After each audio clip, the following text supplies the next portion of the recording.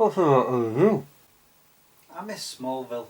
But that ended years ago. Yeah, but the comic book just finished as well. Anything we can do to cheer you up? I know. We could wipe your memory and then you could watch it all over again. And how would you do that? That didn't work. No, but it was amusing. Roll the titles while I throttle Fwed. Ah.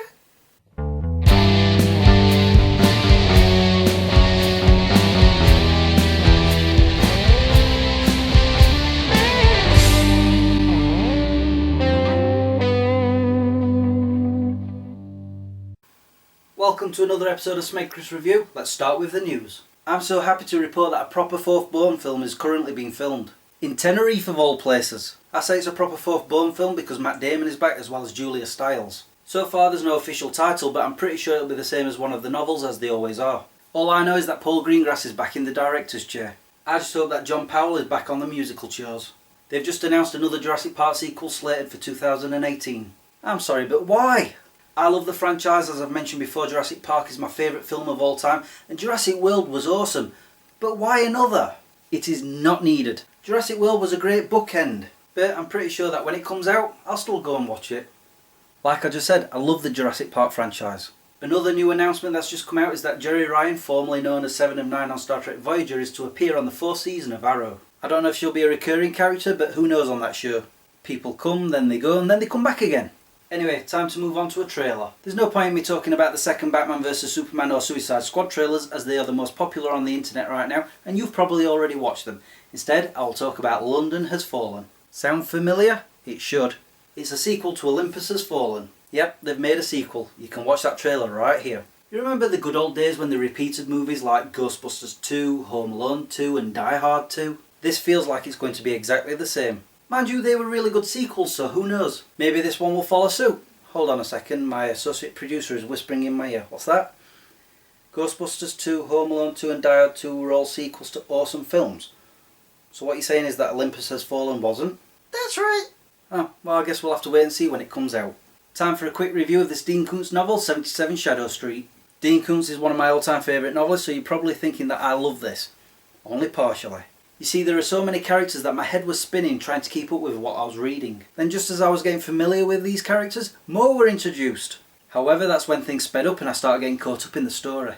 Essentially, the story is about a building with tenants who start seeing strange things, such as people from the building's past, or spores on the walls, or creatures trying to kill them. And that's just the beginning. The twist near the end is inspired. This is a great horror story. Just not his best work. But don't let that sway you, because this is a riveting story and worth a read. Okay, it's time for movie reviews of 2 films. First up is Ted 2. Fans of the original movie will love this. And those who love Star Trek The Next Generation will love it even more. What do you mean, why? Because there are so many nods to that show. It even has Michael Dorn in it, and what he was wearing towards the end of the movie had me almost falling out of my seat with laughter. Unfortunately, I was the only one who was laughing at that point. I guess there were just no other Next Generation fans in at the time. I did notice that this film wasn't as crude as the original. Oh, who am I kidding? Of course it was. There were plenty of laughs, but there was also some heartfelt moments too. Basically, Ted gets married and then they decide that they want to have a baby, but obviously Ted can't father one. So when the decision to adopt comes up, a whole new problem is thrown at them, which is that Ted isn't human and he has no rights. And that's when things get even worse. But don't worry, the humour isn't forfeited. In fact, there's a moment where they spoof Jurassic Park, and as soon as I heard that music, I almost spat out my drink from laughing. It isn't the best film of the year, but it's certainly one of the funniest. I give Ted 2 and a thumb up for all those Next Generation references. Try saying that 5 times fast. Finally, my review of Ant-Man, the unlikeliest Avenger to hit the screens. Paul Rudd was a delight as the main character, showing that he has heart as well as the knack for comedy. The story is a bit slow to start, but once he dons that costume, things become all head spinny. Yes, that's a word. Honest.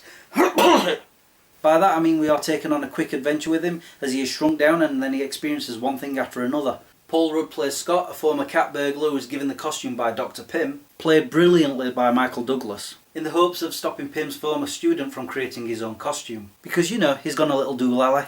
But first Scott has to learn how to use the power of not just the miniaturisation, but also how to control the ants too. Yes, I know it sounds a bit far-fetched, but it's a superhero film. They're all far-fetched. Something that bothered me whilst I was watching the film was that most of the action was seen in the trailer, except for one part, which I won't spoil here.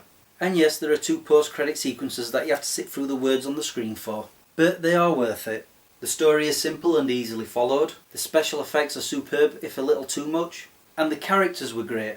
So much in fact that I actually like Michael Douglas for once. I give Ant-Man a...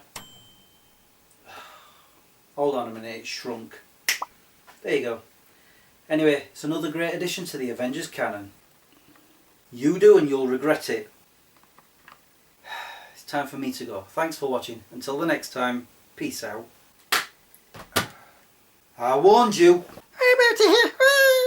What a plonker.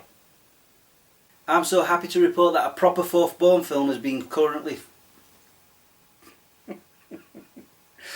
There's no point in me showing you the new Batman vs Superman trailer, and also... I say a proper fourth Bourne film because Matt Damon is back. Maybe this one will follow suit. Hold on a minute, my associate producer is whispering in my ear.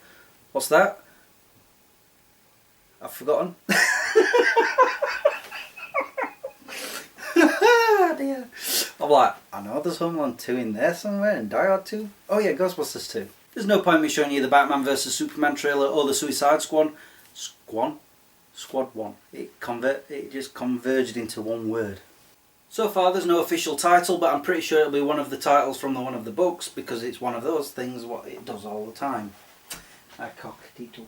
Maybe this one will follow suit. Oh, hold on a minute, my associate producer is whispering in my ear. What's that? Ghostbusters 2, Home Alone 2 and Die Hard 2 are all sequels to awesome movies. So what you're saying is that Olympus hasn't fallen? What's the name of that film again? Has Fallen, right. There's no point in me showing you the second Batman vs Superman or Suicide Squad trailers, as they are the most popular on the internet right now, and you've probably already seen them. Instead, I will talk about London Has Fallen. I'm going to rip this tongue out.